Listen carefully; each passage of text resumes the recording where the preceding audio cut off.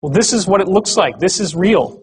This is, yesterday and today is the very first public unveiling in a public presentation of Project Looking Glass. A human being is about this tall. This is built in underground bases. It is colossal in size. And what happens is when you fire this thing up, these rings start going in all different directions. It shields off the barrel of water inside, which is just like your pineal gland. The water inside flips over into time-space, which then captures argon gas, captures visual images, and this is what it looks like. It becomes huge, glowing, all the way out to these posts, which are used as stabilizers for the energy field. Now, it doesn't start out with an image of the Earth. That's just there as a placeholder, although you could see the whole Earth like that if you wanted to. That's not usually what happens. Well, contact, right?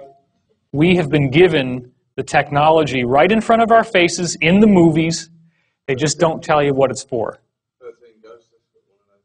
In what? I think it's called 13 Ghosts. 13 Ghosts? Well, thank you. I'll have to check that one out.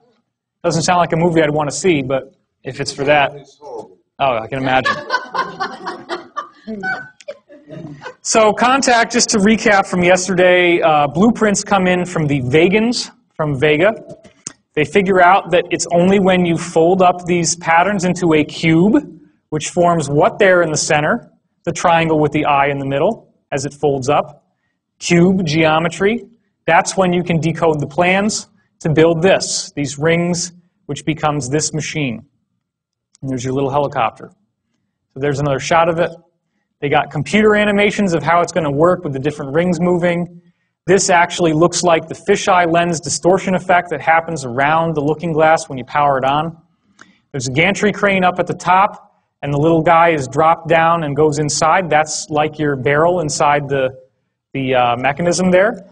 And this is where all the action happens. This is where the stargate opens, the wormhole into the higher realms. In this frame, we're seeing how the whole thing collapsed and fell apart. So, of course, you want to take a ride. You know, the new the new formation of the one after the old one breaks. And here we're seeing the new one. Once again, you get a very clear view, and there's your little eye with the rays coming off it, just like the all-seeing eye on the dollar. Not surprising. Here she is. It's even larger than the real one, standing on this ladder, looking down inside. This is the chamber and the chair inside, which we'll see is very important. And here's your geometry. Look at that. Did anybody notice that when you were watching the movie? Because it goes by pretty fast. That's that same geometry that's in the background radiation of the whole universe with the sphere in the center. They fire it up. Guess what happens? Big, bright luminosity, just like the real thing. The real thing that they're actually using and have been using since the 40s at least. And here's what it looked like from the control room.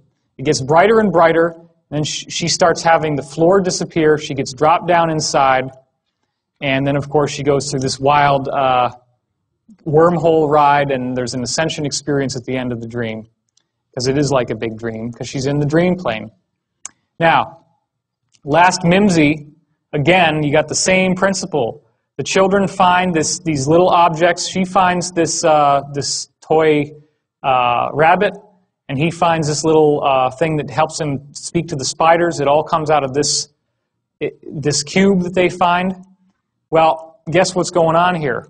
Same thing. It creates, at the end of the movie, it has created a wormhole into the higher realms, which allows them to send DNA into the future. Now, this movie is like an infomercial for everything that my colleague Dr. Dan Burish has been saying he dealt with in Majestic 12, dealing with extraterrestrials from our own human future human lineage extraterrestrials, as he called them. That apparently, in his system, they have gone to the future, they have survived, but they had a small gene pool as a result of the cataclysmic activity in 2012, and I'll get into why I don't believe this is what's going on. And then they needed our DNA, and they're trying to come back in time to get our DNA to fix their genetic problem.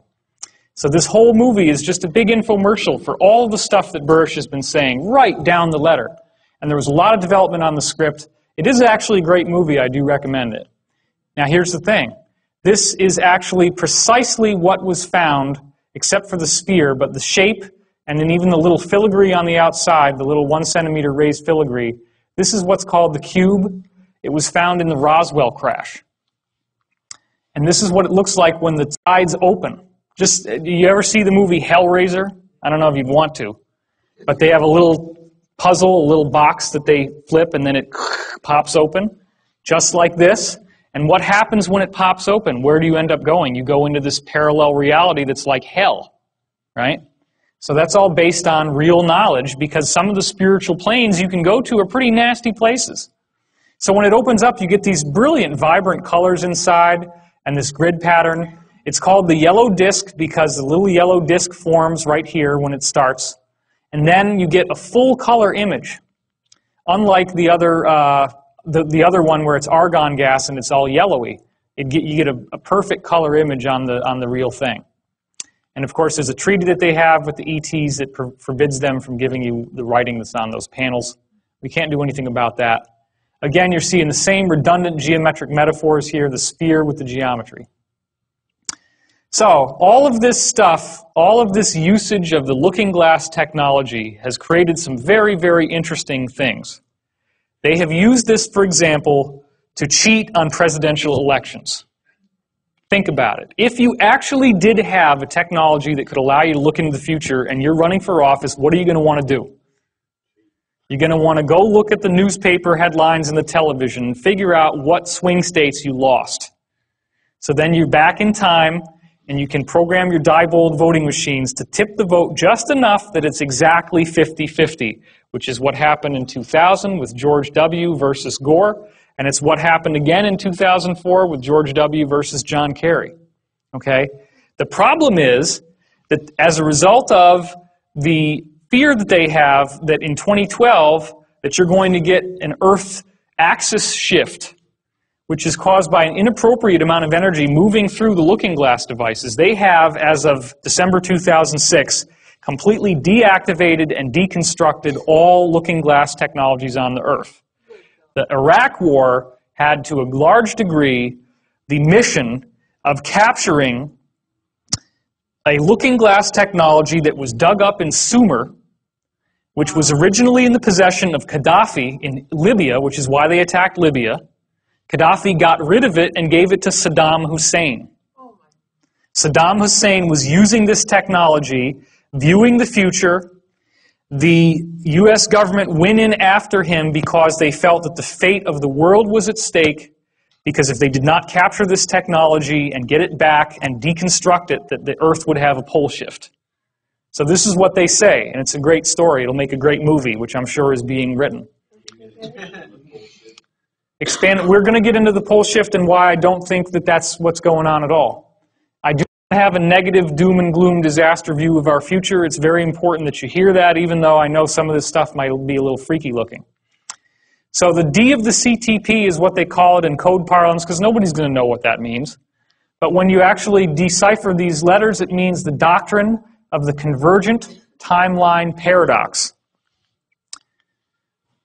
Here's the problem. You look through time with this device, and when you hit 2012, everything goes perfectly white. As you get closer and closer to 2012, starting in around 1980, a very strange thing has been happening when they use the looking glass. There is an interlacing of images.